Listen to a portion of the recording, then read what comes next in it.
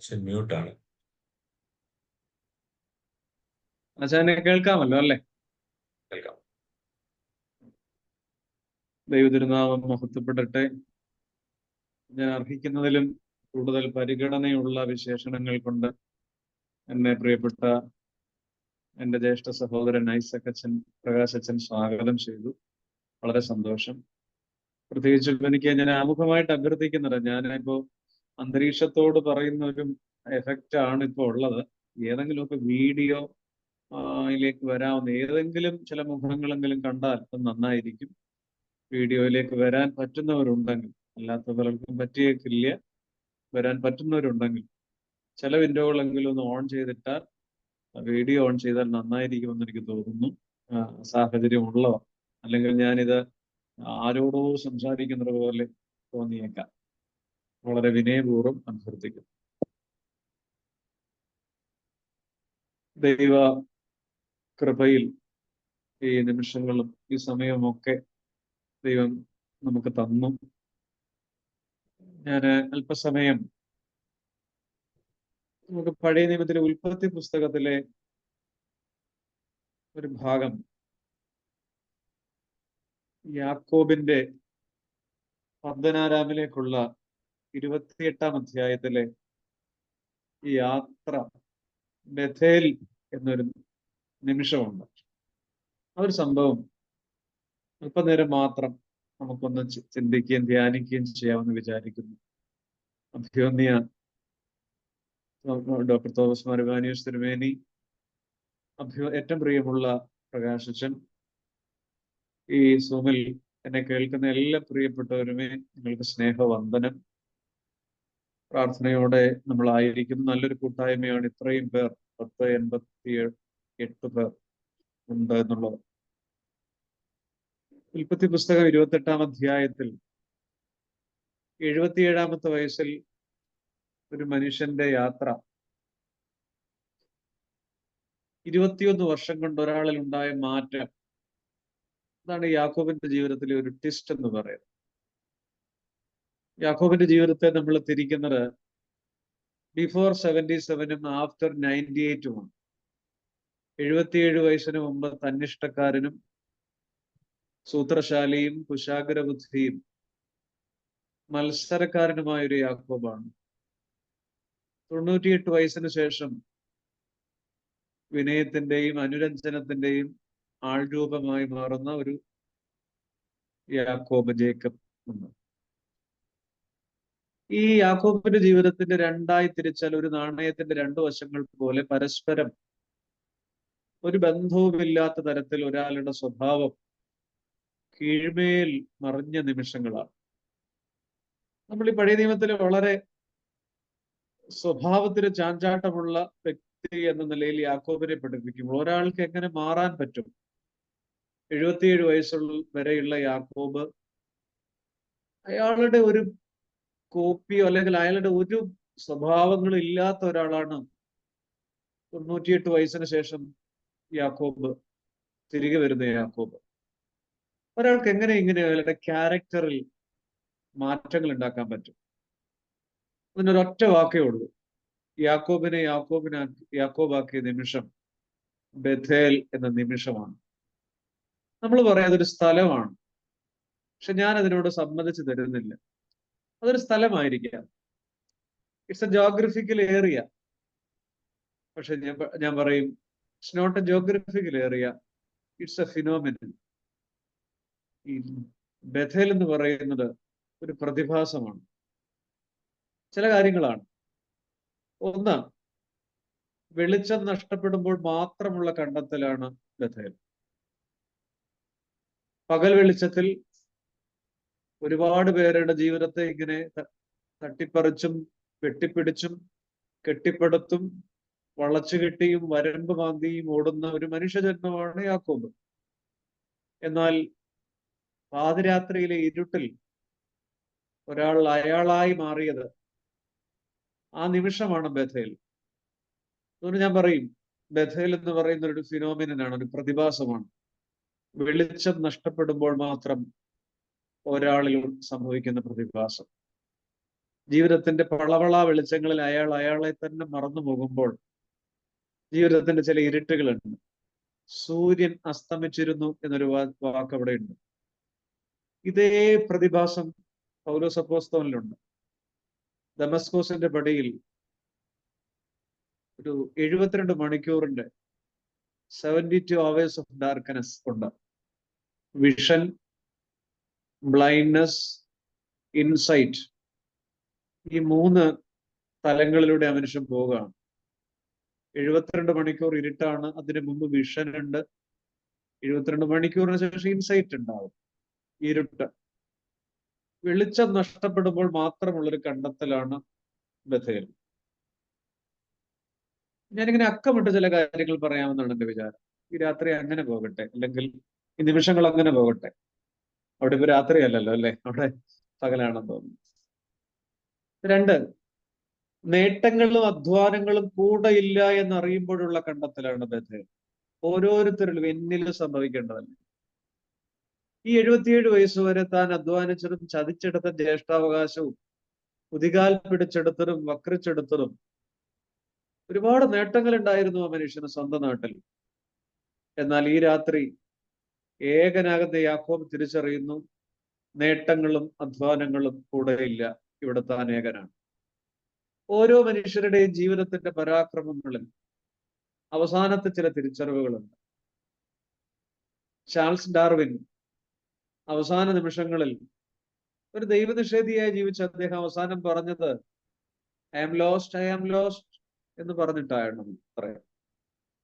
Alexander ചക്രവർത്തിയെ കുറിച്ച് ഒരു നിരീക്ഷണമുണ്ട്. 32-ാമത്തെ വയസ്സിൽ മരിക്കുമ്പോൾ മരതകക്കട്ടലിൽ മണിക്കൂറുകൾ മാത്രം മരണം കാത്തു കിടക്കുമ്പോൾ സ്വന്തം പെറ്റമ്മയെ കാണാൻ കാത്തിരിക്കുമ്പോഴും അമ്മ വന്നെത്താൻ പറ്റുന്നില്ല, എല്ലാം വെറുതെ ആയിരുന്നു എന്ന് മഹാനായ അലക്സാണ്ടർ പലതവണ പറഞ്ഞത്രേ. നേട്ടങ്ങളും അധ്വാനങ്ങളും കൂടെ ഇല്ല എന്ന് ഒരു മനുഷ്യൻ തിരിച്ചറിയുമ്പോൾ അയാളിൽ ഉണ്ടാകുന്ന ദൈവിക പ്രകാശത്തിന്റെ പേരാണ്, പ്രതിഭാസത്തിന്റെ പേരാണ് ബഥേൽ. ഞാൻ ഈ പറഞ്ഞുകൊണ്ടിരിക്കുന്നത് ഞാൻ എന്നിലേക്കാണ് ആരോപിക്കുന്നത്. എൻ്റെ പ്രിയപ്പെട്ട ചങ്ങാതിമാരെ, നിങ്ങളിലേക്ക് ഒന്ന് മെഡിറ്റേറ്റ് ചെയ്യണം. 1, ജീവിതത്തിന്റെ വെളിച്ചം നഷ്ടപ്പെടുമ്പോൾ ഉള്ളൊരു കണ്ടെത്തലാണ് ബഥേൽ. കഴിയുമെങ്കിൽ ഈ ദിവസം ഈ ഒരു ധ്യാനത്തിന് ശേഷം നിങ്ങൾ ഉൽപ്പത്തി 28 എടുത്ത് തുറന്നു വെച്ച് അക്കമിട്ട് പറയുന്നവരൊക്കെ സ്വന്തം ജീവിതത്തോടൊന്ന് കണക്ട് ചെയ്യാൻ പറ്റിയിരുന്നെങ്കിൽ, ഒരു ലിങ്ക് കിട്ടുമെങ്കിൽ നന്നായിരിക്കും. വെളിച്ചം നഷ്ടപ്പെടുമ്പോഴുള്ള കണ്ടെത്തലാണ് ബഥേൽ. പലപ്പോഴും വെളിച്ചമുള്ളപ്പോൾ നാം അറിയാതെ പോകുന്ന ചില സത്യങ്ങളുണ്ടല്ലോ. നേട്ടങ്ങളും അധ്വാനങ്ങളും കൂടെ ഇല്ല, ഞാൻ ഏകനാണ് ഈ രാത്രി എന്നറിയുമ്പോഴുള്ള കണ്ടെത്തലാണ് ബഥേൽ. 2, 3, ഒരിക്കലും യാക്കോബിന്റെ ആസക്തികൾ അവസാനിച്ചിരുന്നില്ല. ലോകത്തിലെ ആദ്യത്തെ ബോക്സിംഗ് റിംഗ് ആണ് റെബേക്കയുടെ ഉദരം, ഗർഭപാത്രം. ജ്യേഷ്ഠന്റെ കാലിൽ പിടിച്ചുകൊണ്ടാണ് യാക്കോബ് പുറത്തേക്ക് വരുന്നത്. ഏറെ നേടാൻ മോഹിച്ചവൻ ഏകനാകുന്ന രാത്രിയാണ് ഉൽപ്പത്തി 28. ഉൽപ്പത്തി 28 ഒരു രാത്രിയുടെ സൗന്ദര്യം വരച്ചു കാണിക്കുന്ന, ഒരു ക്യാൻവാസിൽ എന്നതുപോലെ വരച്ചു കാണിക്കുന്ന അധ്യായമാണ്. ഇരുട്ടിന്റെ സൗന്ദര്യം വല്ലാത്ത ഒരു സൗന്ദര്യം തന്നെയാണ്. ബൈബിളിലെ ഏറ്റവും അർത്ഥവത്തായ ഒരു ഇരുട്ടായി ഞാൻ കാണുന്നത് ഈ ഇരുട്ടിനെയാണ്. Darkness in of the Genesis 28. ഏറെ നേടാൻ മോഹിച്ചവൻ ഏകനാകുമ്പോഴുള്ള കണ്ടെത്തൽ. അപ്പൊ ഓരോ നമ്മളിങ്ങനെ അക്കയിട്ട് ചിന്തിച്ചു നോക്കിക്കും. ഞാൻ ഈ പറയുന്നത് വളരെ കമ്പിവാചകങ്ങളിലാണ്. 4, സ്വസ്ഥതയുടെ കൂടാരങ്ങളിൽ നിന്ന് അസ്വസ്ഥതയുടെ പെരുവഴികളിൽ അലയുമ്പോഴുള്ള കണ്ടെത്തലാണ് ബഥേൽ. സ്വസ്ഥതയുടെ കൂടാരത്തിൽ ഇരുന്നൊരു മനുഷ്യനാണ് യാക്കോബ്. കഴിഞ്ഞ നാളുകളിലൊക്കെ അയാൾ അങ്ങനെയായിരുന്നു. പ്രതാപിയായ ഒരു അപ്പന്റെ മകനാണ്. പൊന്നും പണവും പണ്ടവും തോട്ടങ്ങളും എസ്റ്റേറ്റുകളും ഒക്കെ ഉണ്ടായിരുന്ന ഇസഹാക്ക് എന്ന മഹാമനുഷ്യന്റെ മകനായി സുവർണ ശോഭയോടെ ജീവിച്ച ഒരു മനുഷ്യൻ സ്വസ്ഥതയുടെ കൂടാരങ്ങളിൽ നിന്ന് അസ്വസ്ഥതയുടെ പെരുവഴികളിൽ, പദ്മനാരാമിലേക്കുള്ള പെരുവഴിയിൽ അലഞ്ഞു പോകുന്ന രാത്രിയാണ്. എല്ലാ മനുഷ്യരും ചിലപ്പോൾ ഇങ്ങനെയാവും. സ്വസ്ഥതയുടെ ചില്ല് ചിലപ്പോഴും ഉടച്ചു കളഞ്ഞേക്കാം ദൈവം. സ്വസ്ഥതയുടെ ചില്ല് ഉടയ്ക്കുമ്പോൾ ചില അസ്വസ്ഥതയുടെ പെരുവഴികളിൽ അലയേണ്ടി വന്നേക്കാം. അവിടെ നമ്മിലുണ്ടാകുന്ന ഒരു പ്രകാശം, ഉണ്ടാകേണ്ട പ്രകാശമാണ് ബഥേൽ. നിങ്ങളുടെ മനസ്സിൽ അതിരുന്നേ. വെളിച്ചം നഷ്ടപ്പെടുമ്പോൾ മാത്രമുള്ള കണ്ടെത്തൽ, നേട്ടങ്ങളും അധ്വാനങ്ങളും കൂടെയില്ല എന്ന് അറിയുമ്പോഴുള്ള കണ്ടെത്തൽ, സ്വസ്ഥതയുടെ കൂടാരങ്ങളിൽ നിന്ന് അസ്വസ്ഥതയുടെ പെരുവഴികളിൽ അലയുമ്പോഴുള്ള കണ്ടെത്തൽ. 4, പട്ടുമെത്തയുടെ സുഖത്തിൽ നിന്ന് കരിങ്കല്ലിന്റെ കാഠിന്യത്തിലേക്ക് തലചായി ചുറങ്ങേണ്ടി വരുമ്പോഴുള്ള കണ്ടെത്തലാണ്. ഇന്നലെ വരെ പ്രതാപിയായ ഒരപ്പന്റെ വീട്ടിൽ പട്ടുമെത്തയിൽ കിടന്നുറങ്ങിയ യാക്കോബാണ്. ആദ്യമായി അയാൾ പെരുവഴിയിൽ മരുഭൂമിയിൽ ഉറങ്ങാൻ പോവുകയാണ്. കല്ല് തലയണയായി വെച്ചു എന്നത് നാം അങ്ങനെ വെറുതെ വായിച്ചു കളയേണ്ട ഒരു വാക്കാണെന്ന് എനിക്ക് തോന്നുന്നില്ല. ഒരിക്കലും ഒരാൾ ഏറ്റവും ഗതികേടുന്ന നിമിഷങ്ങളിൽ മാത്രമേ ഒരു കല്ലെടുത്ത് തലയണയായി വെക്കുള്ളൂ. കല്ല് തലയണയായി വെച്ചാൽ പിന്നെ ഉറങ്ങാൻ പറ്റില്ല. അതിനേക്കാൾ നല്ലത് വേറെ എന്തെങ്കിലുമൊക്കെ സംഗതികളാകാം. പക്ഷെ ഈ രാത്രിയിൽ അങ്ങനെ തലചായ്ച്ചുറങ്ങാൻ ഒരു മരത്തിന്റെ വള്ളി പോലും, അല്ലെങ്കിൽ ഒരു വാഴ തലപ്പ് പോലും, ഒരു ഇത്തിരി കരിയിലകൾ പോലും കിട്ടാത്തൊരു നിമിഷമാണ്. അതെന്തെങ്കിലും കിട്ടിയിരുന്നെങ്കിൽ അയാൾ അങ്ങനെ തലവെക്കുള്ളൂ. കാരണം ഉറക്കത്തിന് സുഖം എപ്പോഴും അങ്ങനെ പതുപതുപ്പുള്ള എന്തെങ്കിലും ഒരു മെറ്റീരിയലാണ്. പക്ഷെ ഈ രാത്രി കല്ല് തലയണയായി വെച്ചു എന്നറിയുമ്പോൾ തവിട് പോലും കിട്ടാത്ത ഗതികെട്ട ധൂർത്തപുത്രന്റെ ഗതികേട് യാക്കോബിന്റെ ജീവിതത്തിലുള്ള ഇല്ലേ? കല്ല് തലയണയായി വെക്കേണ്ടി ഒരിക്കലും ഒരു സുഖനിദ്ര ആ രാത്രിയിൽ കിട്ടാൻ പോകുന്നില്ലെന്ന് അയാൾക്ക് തന്നെ അറിയാം. എന്നിട്ടും കല്ല് തലയണയായി വെച്ചു എന്നാണ്. സത്യത്തിൽ ഇത്രയേ ഉള്ളൂ.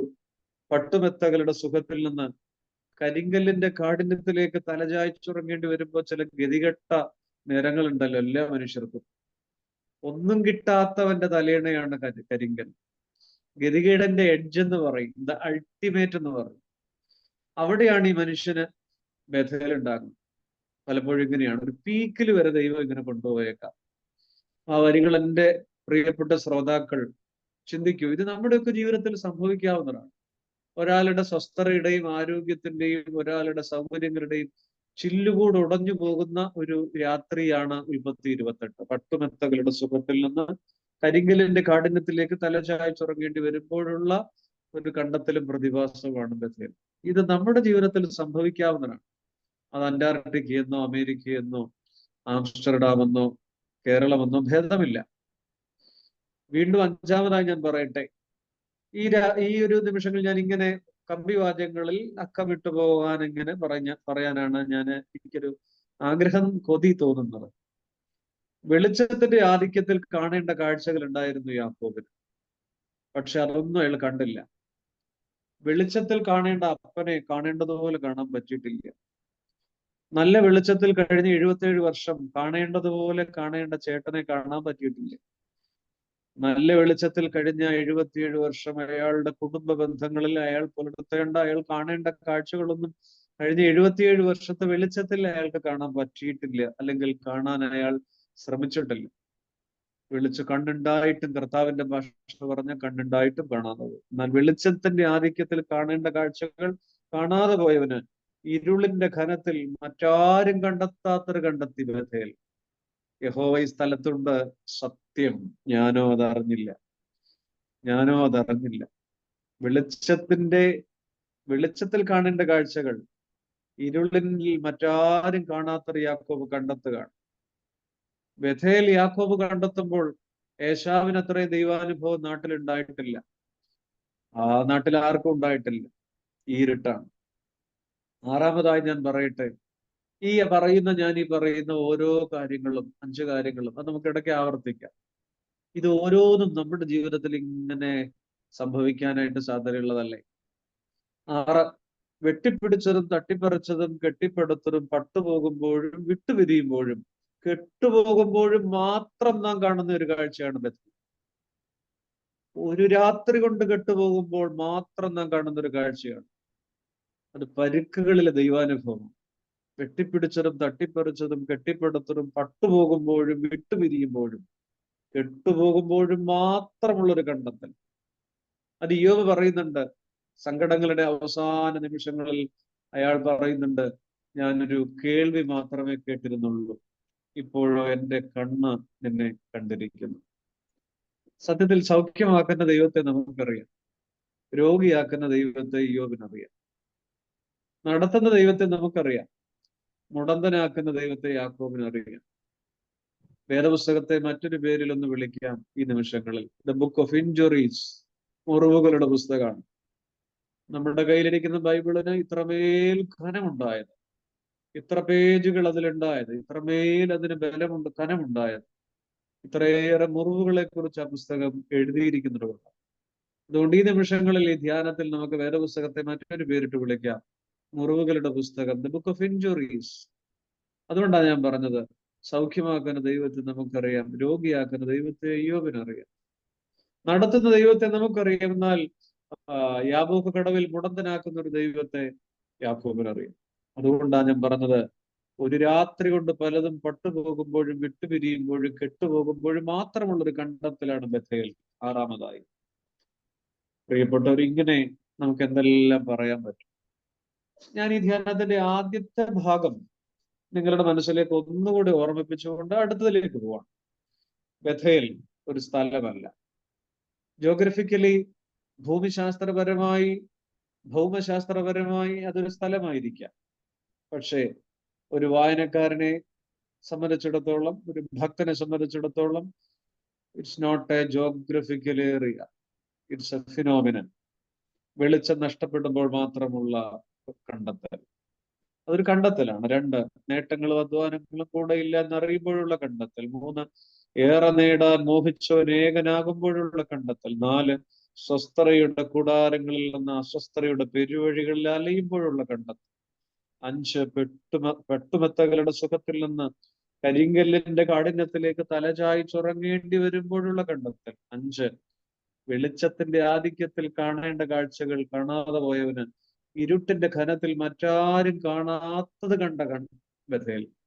6, വെട്ടിപ്പിടിച്ചതും തട്ടിപ്പറിച്ചതും കെട്ടിപ്പടുത്തതും പട്ടുപോകുമ്പോഴും വിട്ടുപിരിയുമ്പോഴും കെട്ടുപോകുമ്പോഴും മാത്രം നാം കണ്ടെത്തുന്നൊരു കണ്ടെത്തൽ. നമുക്ക് ഈ ബഥേലിന്റെ ബാക്കി ഭാഗങ്ങളിലേക്ക്, എവിടെയാണ് യാക്കോബ് വിളിച്ചു പറയുന്നൊരു കാര്യമുണ്ട്, യഹോവ ഈ സ്ഥലത്തുണ്ട്, സത്യം, ഷുവർ, ഞാനും അതറിഞ്ഞില്ല. ആ രാത്രി പത്രോസും പറയുന്നുണ്ട്, ആ രാത്രിയുടെ ഇരുട്ടിൽ ഒന്നും കിട്ടാതെ വെളുപ്പിന് വരുമ്പോ, കർത്താവ് കരയിൽ നിൽക്കുമ്പോ, ചില അത്ഭുതങ്ങൾ ആ വലയിൽ നടക്കുമ്പോൾ പത്രോസ് വിളിച്ചു പറയുന്നു, അത് കർത്താവാകും, അത് കർത്താവാകും. അതൊരു വല്ലാത്ത യൂറ്റേണാണ്. കഴിഞ്ഞ ദിവസം വരെ കൂടെ ഉണ്ടായിരുന്ന ഒരാളെ കുറച്ചു നേരത്തേക്ക് മറന്നുപോയി കഴിയുമ്പോൾ, ചില ശൂന്യതകളിലേക്ക് വീണു കഴിയുമ്പോൾ, ചില പ്രത്യേക നിമിഷങ്ങളിൽ പത്രോസ് വിളിച്ചു പറയാത്ത കർത്താവാകും. അതൊരു മറവിയുടെ ഓർമ്മപ്പെടുത്തലാണ്, തിരിച്ചുപിടിക്കലാണ്, ഓർമ്മയുടെ തിരിച്ചുപിടിക്കലാണ്.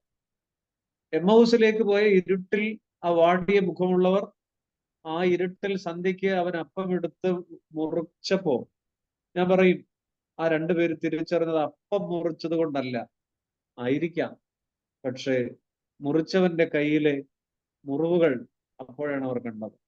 ആ മുറിവിന് 3 ദിവസത്തെ പഴക്കമേ ഉള്ളൂ. കാരണം യേശു ഉയർത്തെഴുന്നേറ്റ അന്ന് തന്നെ വൈകുന്നേരമാണ് എമ്മൗസ് സംഭവം സുവിശേഷ പ്രകാരം. അങ്ങനെയാണെങ്കിൽ ആ മുറിവിന് 2-3 ദിവസത്തെ പഴക്കമില്ല.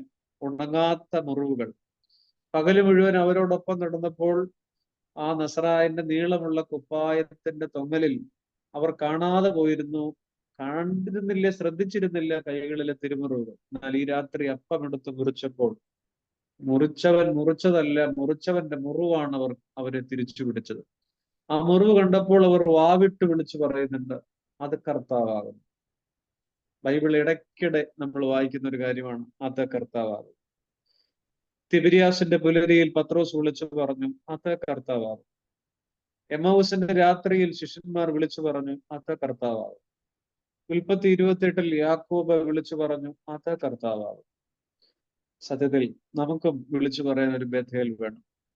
അങ്ങനെയെങ്കിൽ ഞാൻ മേൽപ്പറഞ്ഞ 6 അനുഭവങ്ങൾ നമ്മുടെ വർത്തമാനകാല ജീവിതത്തിൽ എവിടെയെങ്കിലും ഒക്കെ സംഭവിക്കേണ്ടിയിരിക്കുന്നില്ലേ എന്നുള്ളതാണ്. സംഭവിക്കാതിരിക്കാനാണ് നമ്മുടെ പ്രാർത്ഥന. ദൈവമേ, പരുക്കൾ ഉണ്ടാവരുതേ, ഒന്നും നഷ്ടപ്പെട്ടു പോകരുതേ, ഏകനായി പോകരുതേ എന്നൊക്കെയാണ്. പക്ഷെ ബഥേൽ ഒരു പ്രതിഭാസമാണ്, ഒരു ഭക്തന്റെ ജീവിതത്തിന്റെ മാറ്റുകൂട്ടുന്ന പ്രതിഭാസമാണ്. ഒരാൾ ബഥേലിൽ എത്താൻ കൊടുക്കുന്ന മീനിങ് ടാക്സ് ആണ് ഇരുട്ട്. ഒരാൾ ബഥേലിൽ എത്താൻ കൊടുക്കുന്ന മീനിങ് ടാക്സ് ആണ് ഇരുട്ട്. ഈ രാത്രിയിൽ യാക്കോബിന് 3 അവസ്ഥകളാണുള്ളതെന്ന് എനിക്ക് തോന്നുന്നു. 1 ഇരുട്ട്, 2 ഒറ്റപ്പെടൽ, 3 ഏകാന്തത. ഇത് ഏകാന്തതയും ഒറ്റപ്പെടലും രണ്ടും രണ്ടാണ്. ഈ ലോൺലിനെസ് ഉണ്ട്, സോളിറ്റ്യൂഡ് ഉണ്ട്. ഇരുട്ടും ഏകാന്തതയും ഒറ്റപ്പെടലും വല്ലാത്ത വേദന തരുന്ന 3 കാര്യങ്ങളാണ്. എനിക്ക് തോന്നുന്നു ഒരാളിലെ ദൈവാനുഭവമാണ് ബഥേലെങ്കിൽ അതിന് പലപ്പോഴും നമ്മൾ കൊടുക്കേണ്ട മീനിങ് ടാക്സ് ആണ് ഇരുട്ട്, ഏകാന്തത, ഒറ്റപ്പെടലൊക്കെ. അത് ചിലപ്പോൾ ICUവിന്റെ 1000 കുഴലുകൾക്കിടയ്ക്കാകാം, ചിലപ്പോൾ വെന്റിലേറ്ററിന്റെ നേർത്ത കുഴലുകൾക്കിടയ്ക്കാകാം, ചിലപ്പോൾ ഒരു ഒരു ഒരു രോഗത്തിന്റെ അല്ലെ ഒരു അപകടത്തിന്റെ നിമിഷങ്ങളാകാം, ചിലപ്പോൾ അങ്ങനെ എന്തെങ്കിലുമൊക്കെ ആകാം. നമ്മളിങ്ങനെ പൂരിപ്പിച്ചുകൊണ്ടേയിരിക്കാം, അല്ലേ? എല്ലാം ഓക്കെ ആണെന്ന് കരുതി ജീവിച്ച ഒരാളാണ് യാക്കോബ്. ജ്യേഷ്ഠന്റെ ജ്യേഷ്ഠാവകാശം കൂടി വാങ്ങിച്ചെടുത്തപ്പോൾ ഇനി എനിക്ക് കയറാൻ ഹിമാലയങ്ങളില്ല, ഇനി എനിക്ക് താണ്ടാൻ എവറസ്റ്റുകളില്ല എന്ന് കരുതി നേട്ടങ്ങളുടെ പീക്കിൽ നിന്ന ഒരാൾ ബഥേലിൽ എത്തുമ്പോൾ വളരെ കൗതുകകരമായൊരു നിരീക്ഷണമുണ്ട്. ആ സ്ഥലത്തിന്റെ അതുവരെയുള്ള പേര് ലൂസ് എന്നായിരുന്നു. ആ ലൂസിനെ നിങ്ങൾ ഒരു എബ്രായ ഭാഷയിലെ ലൂസായിട്ട് എടുക്കാതെ ഇംഗ്ലീഷ് ഭാഷയിലെ ലൂസായിട്ട് എടുത്തു നോക്കൂ. നമുക്കതൊരു ദൂത്, ഒരു മെസ്സേജ് തരുന്നുണ്ട്. ലൂസ് ഒരു പേരല്ല, ഒരവസ്ഥയാണ്. ശരിക്കും നമ്മുടെ ചില അവസ്ഥയാണ്. എല്ലാം ഓക്കെ ആണെന്ന് കരുതുന്ന നിമിഷങ്ങളിലൊക്കെ ലൂസ്, ലോസ്, ലോസ്റ്റ്, അല്ലേ? അങ്ങനെ വേണം ചിന്തിച്ചുകൂടെ? Loose, loss, lost. എല്ലാം കെട്ടുറപ്പുണ്ട്, സ്റ്റേബിൾ ആണെന്ന് അയാൾ കരുതിയാണ് അനുഗ്രഹങ്ങൾ കൂടി വാങ്ങിച്ചെടുത്തത്. അത് ആ കുടുംബത്തിന്റെ പൗരോഹിത്യത്തിന്റെ അവകാശമാണ്. കുറെ കാര്യങ്ങളുണ്ട്. അപ്പൊ എല്ലാം വളരെ സ്റ്റേബിൾ ആണെന്ന് കരുതുന്നിടത്തുനിന്നാണ് ആ രാത്രിയിലെ അയാൾക്ക് മനസ്സിലാകുന്നത് സ്റ്റേബിൾ ആയിരുന്നതൊക്കെ ഇപ്പോൾ ലൂസ് ആയിരിക്കും. എന്റെ പഴയ അവസ്ഥ, യാക്കോബ് പറയാണ്, എന്റെ പഴയ അവസ്ഥ ലൂസാണ്, ഞാൻ ലോസായി, ഞാൻ ലോസ്റ്റ് ആയി. പക്ഷെ ഇപ്പോഴാകട്ടെ ബഥേൽ, ഇപ്പോഴാകട്ടെ ബഥേൽ. അതുകൊണ്ടാണ് യാക്കോബ് അവിടെ കാണുന്ന കാഴ്ച. കല്ലേ ഉള്ളൂ ഇപ്പോൾ കൂട്ടായിട്ട്. ഭക്തൻ എഴുതിയിട്ടുണ്ട്, തലയിണയായി കൽ മാത്രമുണ്ടെങ്കിലും ഗോവേണിയിൽ ദൂതന്മാരിറങ്ങി വരും, അല്ലേ? തലയിണയായി തലയിണയായി കല്ല് മാത്രം ഉണ്ടെങ്കിലും ഗോവേണിയിൽ ദൂതന്മാർ ഇറങ്ങി വരും. അതൊരു ഭയങ്കര ദൈവാനുഭവമാണ്. പുറത്തൊക്കെ കരിങ്കല്ല, തലയ്ക്ക് മീതെ തലയ്ക്ക് താഴെ കരിങ്കല്ല. പക്ഷെ പ്രത്യാശയുടെ മഴവിൽ അകത്ത് നിറയുന്ന നേരമാണ് യാക്കോബിന്. പുറത്തൊക്കെ കരിങ്കല്ലാണെങ്കിലും അകം നിറയെ പ്രത്യാശയുടെ മഴവിൽ നിറഞ്ഞിട്ട് യാക്കോബ് കാണുകയാണ് സ്വർഗത്തോളം എത്തുന്ന ഒരു ഗോവണി. അതിലും വലിയൊരു പാലമോ അതിലും വലിയൊരു സാധ്യതയില്ല. ഒരു ഭക്തന്റെ ജീവിതത്തിൽ അയാൾക്ക് കാണാൻ പറ്റിയ, അയാൾക്ക് കിട്ടുന്ന ഏറ്റവും വലിയ ഗിഫ്റ്റാണ് ഈ സ്വർഗത്തോളം എത്തുന്ന ഒരു വഴി കാണുക. നമ്മുടെയൊക്കെ ജീവിതം അങ്ങനെയാണ്. പക്ഷെ നമുക്ക് ഒരിക്കലും അങ്ങനെ ഒരു വഴിയൊന്നും കണ്ടിട്ട് മരിക്കാൻ പറ്റത്തില്ല. ഈ പുറത്തൊക്കെ കരിങ്കല്ലാണെങ്കിലും അകത്തിങ്ങനെ പ്രത്യാശയുടെ മഴവില്ല് വിരിഞ്ഞ രാത്രിയുടെ പേരാണ് ബഥേൽ. അപ്പൊ ഞാൻ വീണ്ടും പറയട്ടെ, ബഥേൽ ഒരു സ്ഥലമല്ല, അതൊരവസ്ഥയാണ്, അതൊരു നിമിഷമാണ്, അതൊരു പ്രതിഭാസം. നമ്മള് ഈ ബഥേലിന്റെ അടുത്ത ഒരു കാര്യത്തിലേക്ക് പോകും. ബഥേലിൽ ഒരാൾക്കുണ്ടാകുന്ന 3 മാറ്റങ്ങളുണ്ട്. യാക്കോബിനത് ഉണ്ടായിട്ടുണ്ട്. ഒന്നാമത്തേത് പാപബോധമാണ്. യഹോവ ഈ സ്ഥലത്തുണ്ട്, സത്യം, ഞാനോ അത് അറിഞ്ഞില്ല. എന്നത് ഒരു പ്രസന്റ് ടെൻസിലോ പ്രസന്റ് കണ്ടിന്യൂസ് ടെൻസിലോ അല്ല അത് എഴുതിയിരിക്കുന്നത്. ഞാനോ അത് അറിയാതെ പോയി. ഇന്നലകളിലെ മുഴുവൻ കുറ്റബോധവും ആ പ്രയോഗത്തിലുണ്ട്. ഈ കഴിഞ്ഞ 77 വർഷവും ഞാൻ ആയിരുന്നൊരു ആ കൃപയിലായിരുന്നല്ലോ എന്നൊരു ഏറ്റുപറച്ചിൽ. ഞാനോ അത് അറിഞ്ഞില്ല, ഞാനോ അത് അറിയാതെ പോയി. യഹോവ ഈ സ്ഥലത്തുണ്ട്, സത്യം, ഞാനോ അതറിയാതെ പോയി. അത് ബൈബിളിൽ പലയിടത്തും ഈ കാര്യങ്ങൾ ഉണ്ട്. അതായത് കാൽവറി മലയിൽ ശതാധിപൻ പറയുന്നുണ്ട്, അവൻ സത്യമായും ദൈവപുത്രനായിരുന്നു. ആയിരുന്നു എന്നാണ്. അത് പാസ്റ്റ് ടെൻസിലാണ് ഉപയോഗിച്ചിരിക്കുന്നത്. അത് ഇപ്പോഴാണെന്നല്ല അയാൾ അറിഞ്ഞത്. ഞാൻ ഇന്നലെ തിബിരിയാസിൽ വെച്ച് കണ്ടപ്പോഴും കഴിഞ്ഞ ആഴ്ച ഗന്നസരത്ത് തടാകത്തിന്റെ അടുത്ത് കണ്ടപ്പോഴും മുൻപ് ഞാൻ നസറത്തിലെ ഇടവഴിയിൽ കണ്ടപ്പോഴും ഈ നസറത്തിലെ അച്ഛൻ ദൈവപുത്രനായിരുന്നു. പക്ഷെ എനിക്കത് അറിയാൻ പറ്റാതെ പോയല്ലോ. അതാണ് കാൽവറയിൽ ശതാധിപൻ പറയുന്നത്, യഹോവ എന്താ ഇവൻ സത്യമായും ദൈവപുത്രനായിരുന്നു. അതൊരു ഇന്നലകളിലെ കുറ്റബോധത്തിന്റെ ഏറ്റുപറച്ചിലാണ്. യാക്കോബ് ഇവിടെ പറയുകയാണ്, യഹോവ ഈ സ്ഥലത്തുണ്ട് സത്യം. ഞാനോ അതറിയാതെ പോകണം. വിജനതയുടെ യാമങ്ങളിൽ ഒരാൾക്ക് ഇങ്ങനെ ഈ പാപബോധം ഉണ്ടായി. അപ്പൊ ബഥേൽ ഒന്നാമത് ഒരാളിൽ ഉണ്ടാക്കുന്ന ഒന്നാമത്തെ മാറ്റം പാപബോധമാണ്. പാപബോധം നമ്മുടെ ജീവിതത്തിന്റെ നെട്ടോട്ടങ്ങളുടെയും ജൈത്രയാത്രകളുടെയും നടുവിൽ ഈ പാപബോധം ഉണ്ടാകുമെന്ന് എനിക്ക് പ്രതീക്ഷയില്ല. പക്ഷെ ഏകനാകുന്ന ചില ബഥേലിന്റെ യാമങ്ങൾ, ഒറ്റപ്പെടലിന്റെ യാമങ്ങൾ, നേട്ടങ്ങൾ കൂടെ ഇല്ല എന്നറിയുന്ന യാമങ്ങൾ, വെളിച്ചത്തിൽ കാണാതെ പോയതൊക്കെ ഇരുട്ടിൽ തിരിച്ചു കിട്ടുമെന്ന് തോന്നുന്ന നിമിഷങ്ങൾ, അങ്ങനെ ചില നിമിഷങ്ങൾ നമ്മുടെ ജീവിതത്തിൽ വരും. ഏറെ നേടാൻ മോഹിക്കുമ്പോൾ, ഏകനായി പോകുമ്പോൾ, പട്ടുമെത്തകളൊക്കെ മാറി കരിങ്കല്ല് കൂട്ടിന് വരുമ്പോൾ നമ്മളിൽ പാപബോധം ഉണ്ടായത്. ബഥേലിൽ ഒരാൾക്ക് ഉണ്ടാകാവുന്ന ഒന്നാമത്തെ മാറ്റം പാപബോധമാണ്. രണ്ടാമത്തെ മാറ്റം അയാളിൽ ആരാധന ഉണർന്നു എന്നുള്ളതാണ്. ആ രാത്രി കരിങ്കല്ലിൽ ഉറങ്ങിയ ആൾ അതിരാവിലെ എഴുന്നേറ്റ് കല്ല് തൂണായി നിർത്തി എണ്ണ കൊണ്ട് അഭിഷേകം ചെയ്തു. ആരാധന അഭിഷേകം, എണ്ണ ഒഴിക്കപ്പെട്ടപ്പോൾ അത് ആലയമായി, അഭിഷേകമുള്ള ഇടമായിട്ട് മാറി. അമ്മയുടെ ഉദരം മുതലേ അടങ്ങിക്കിടക്കാത്തൊരു സ്വഭാവം യാക്കോബിനുണ്ട്. ഉദരത്തിൽ കിടന്നപ്പോൾ റബേക്ക പറയുന്നുണ്ട്, ഈ ഇരട്ടപ്പിള്ള കുഞ്ഞുങ്ങളെ കൊണ്ട് എനിക്ക് പ്രസവിക്കണ്ട. അത്രമാത്രം ഒരു ഗൈനക്കോളജിക്കൽ ലാംഗ്വേജിൽ പറഞ്ഞാൽ റബേക്കയ്ക്ക് ഈ ഇരട്ട കുട്ടികളുടെ ചലനം സമ്മാനിച്ചത് ഒരു സ്വീറ്റ്നെസ് ക്യൂക്കണിങ് അല്ല, മറിച്ച് വല്ലാത്തൊരു ഹരാസ്മെന്റ് ആണ്. ഒരു പ്രഗ്നന്റ് ലേഡിക്കും തോന്നാൻ പാടില്ലാത്ത വിധമുള്ള ഹിംസയുടെ തോന്നൽ ഉണ്ടായ ഒരാളാണ് റബേക്ക.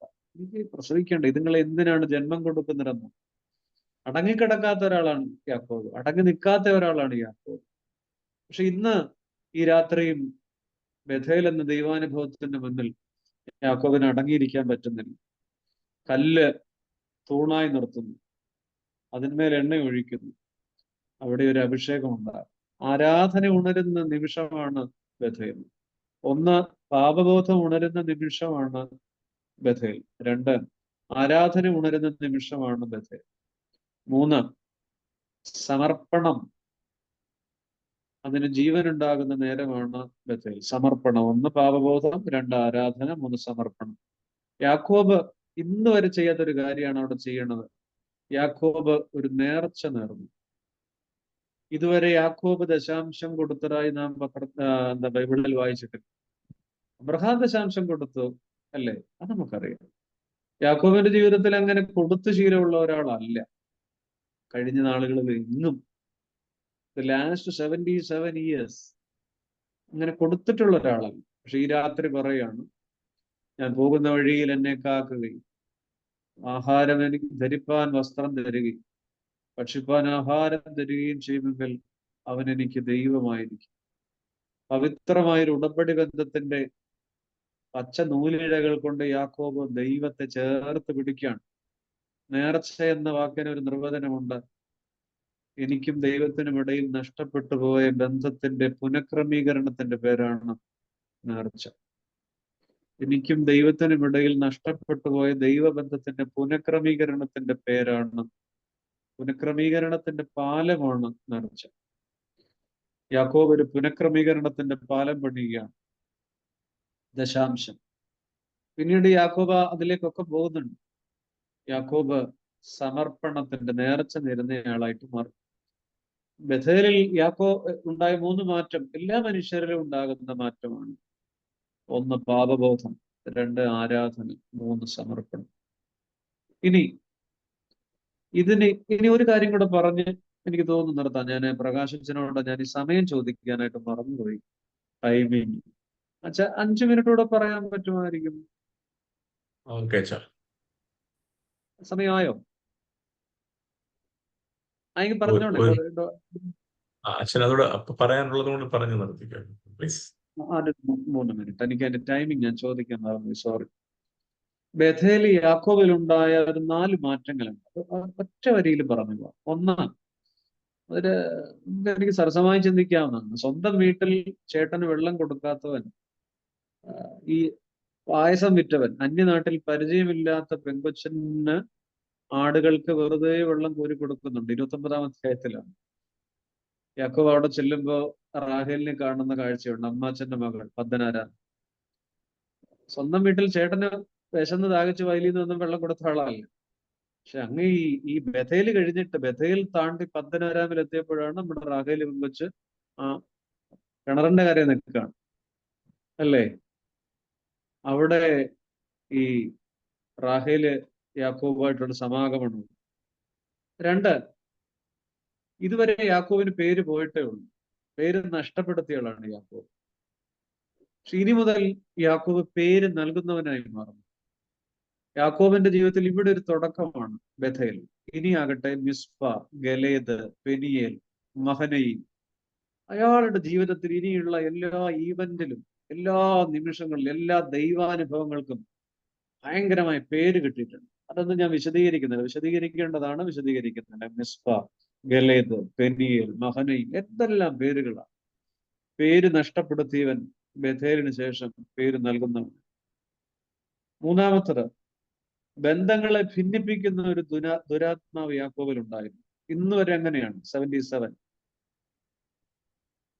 എന്നാൽ ഇനി മുതൽ അനുരഞ്ജനത്തിന്റെ വിശുദ്ധാത്മാവുള്ള മനുഷ്യനാണ് യാക്കോബ്. തിരിച്ചൊക്കെ വരുന്ന ഒരു യാത്രയുണ്ട്. 32, 31 ഒക്കെ ചേട്ടനോടൊക്കെ പറയുന്നത്, യേശാവിനോട് പറയുന്നത്, നിന്റെ മുഖം എനിക്ക് ദൈവത്തിന്റെ മുഖം പോലെ. 3-മത്തെ പ്രത്യേകത അതാണ്. സമാധാനം, ബന്ധങ്ങളെ ഭിന്നിപ്പിക്കുന്ന ദുരാത്മാവുള്ള യാക്കോബ് ബഥേലിന് ശേഷം അനുരഞ്ജനത്തിന്റെ വിശുദ്ധാത്മാവുള്ള മനുഷ്യനായിട്ട് മാറി. 4-മത്തത്, സമാധാനം നഷ്ടപ്പെടുത്തുന്ന മനുഷ്യനായിരുന്നു യാക്കോബ് ഇന്ന് വരെ. ജ്യേഷ്ഠന്റെ, അപ്പന്റെ, വീടിന്റെ. ഇനി മുതൽ യാക്കോബ് സമ്മാനങ്ങൾ നൽകുന്നവൻ. യേശാവിന് സമ്മാനം, തിരിച്ചു വരുന്ന വഴിക്ക്. അതാണ് യാക്കോബിന് സമ്മാനങ്ങൾ കൊടുക്കുന്ന മനുഷ്യനാണ്. പിൽക്കാലത്ത് ഫറവോന് വരെ സമ്മാനം കൊടുത്തു വിട്ട ആളാണ്. സമാധാനം നഷ്ടപ്പെടുത്തിയവൻ ബഥേലിന് ശേഷം സമ്മാനങ്ങൾ നൽകുന്നവൻ. ഒരു കാര്യം കൂടിയുണ്ട്, 5-മത്തേത്. മനുഷ്യനിൽ നിന്ന് അനുഗ്രഹം പിടിച്ചു പറിക്കുന്നവൻ പിന്നീട്, ഇതുവരെ അങ്ങനെയായിരുന്നില്ല, അപ്പന്റെ അനുഗ്രഹം ഇങ്ങനെ പിടിച്ചു പറിച്ച ആളാണ്. എന്നാൽ ഇനി മുതൽ ദൈവത്തിന്റെ അനുഗ്രഹം മാത്രം മതി എന്ന് നിർബന്ധം പിടിച്ചു. മനുഷ്യൻ വേണ്ട, നീ എന്നെ അനുഗ്രഹിച്ചല്ലാതെ ഞാൻ നിന്നെ വിടുകയില്ല. I will not let you go unless you bless me. മനുഷ്യന്റെ അനുഗ്രഹം തട്ടിപ്പറിച്ചവൻ ദൈവത്തിന്റെ അനുഗ്രഹം മാത്രം മതി എന്ന് നിശ്ചയിച്ച നിമിഷങ്ങൾ ബഥേലിൽ തുടങ്ങിയതാണ്. അപ്പോ എനിക്കറിയാം, നമ്മൾ ചിന്തിച്ചുകൊണ്ടേയിരുന്ന ആദ്യം പറഞ്ഞ ഒരു 6 കാര്യങ്ങളുണ്ടല്ലോ. ബഥേൽ ഒരു സ്ഥലമല്ല, അതൊരു പ്രതിഭാസമാണ്. വേദപുസ്തകത്തിലെ ഏറ്റവും ബ്ലസ്ഡ് ആയിട്ടുള്ള ഇരുട്ടാണ് ജനസിസ് 28. ബഥേലിൽ ഒരാൾക്കുണ്ടാകുന്ന 3 മാറ്റങ്ങൾ: പാപബോധം, ആരാധന, സമർപ്പണം. യാക്കോബിൽ ബഥേൽ ഉണ്ടാക്കിയ മാറ്റങ്ങൾ പിൽക്കാലവും മുൻകാലവും ചേർത്ത് ചിന്തിക്കുമ്പോൾ 5 കാര്യങ്ങളുള്ളതിനകത്ത്. ലൂസ് ഒരു സ്ഥലമല്ല, ഒരു തിരിച്ചറിവാണ്. സ്റ്റേബിൾ ആയിരുന്നു എന്ന് കരുതിയതൊക്കെ ലൂസ് ആയിരുന്നല്ലോ എന്ന് തിരിച്ചറിവ്. അവിടെയാണ് ആ ലൂസ് ആയിരുന്നു എന്ന് തിരിച്ചറിയുന്നിടത്താണ് ബഥേലിലേക്ക് ദൈവം കൈപിടിച്ചു ചേർത്തത്. ഉൽപ്പത്തി 28 വായിക്കണം. എന്നെ കേൾക്കുന്ന 93 പേരുണ്ട്. പ്രകാശച്ചൻ പറഞ്ഞതുപോലെ ആയിരുന്നില്ല ദൈവകൃപയാൽ കുറച്ചുകൂടെ ആളുകൾ ജോയിൻ ചെയ്തെന്ന് എനിക്ക് തോന്നുന്നു. എന്നെ കേൾക്കുന്ന 93 സ്നേഹിതരുണ്ട്. കഴിയുമെങ്കിൽ നിങ്ങൾക്ക് ഈ ദിവസം ജനസിസ് 28 നിങ്ങളുടെ വായനയ്ക്ക് വിട്ടുതരുന്നു. ഇതിനും അപ്പുറം എന്തൊക്കെയോ കാഴ്ചകളും കണ്ടെത്തലുകളും എല്ലാവരെയും കാത്തിരിക്കുന്നു. സ്നേഹത്തിന്റെ നന്ദി. അനുഗ്രഹീതരെ, ശാന്തമായ ഭാഷയിൽ സമൃദ്ധമായ ആശയങ്ങളെ കോർത്തിണക്കി 2 മണിക്കൂർ പോയതുപോലെ നമുക്ക് തോന്നിയെങ്കിലും ധാരാളം കാര്യങ്ങൾ നമ്മൾ ബഥേൽ വായിക്കാത്തവരാരുമില്ല, യാക്കോബിനെ അറിയാത്തവരും ആരുമില്ല. പക്ഷേ ഇങ്ങനൊരു ബഥേൽ യാക്കോബിലൂടെ നമുക്ക് വെളിച്ചത്തേക്ക് കൊണ്ടുവരുവാൻ ദൈവം ഒരു നിയോഗം പോലെ പ്രിയപ്പെട്ട അച്ഛനിലൂടെ അമേരിക്കയിലെ പ്രഭാതവേളയിൽ നമ്മളെ കേൾപ്പിച്ചു. അച്ഛനും എനിക്കും സന്ധ്യ കഴിഞ്ഞ സമയമാണെങ്കിലും ജനറൽ സെക്രട്ടറിയും ഇപ്പം നാട്ടിലുണ്ട്.